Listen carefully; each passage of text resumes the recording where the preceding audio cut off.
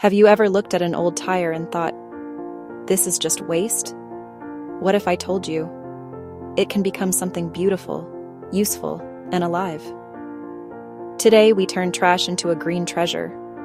Old tires are everywhere, but instead of burning or throwing them away, we can reuse them to create a simple and eco-friendly garden at home. First, clean the tire carefully. Remove dirt, dust, and any harmful residue. Let it dry completely under sunlight. This step is important to protect your plants and soil.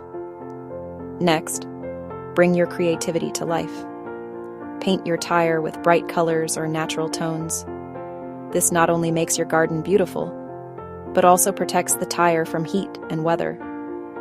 Now, place the tire in your garden, yard, or even balcony. Fill it with healthy soil, rich in nutrients. You are creating a new home for life to grow. Plant your favorite flowers or vegetables, chili, lettuce, herbs, or colorful blooms. Gently press the soil and give them water. Every small plant is a step toward a greener life. From waste to wonder. This simple DIY project can transform your home and help the environment. Start small, grow naturally, and enjoy the beauty you create. Your garden, your peace, your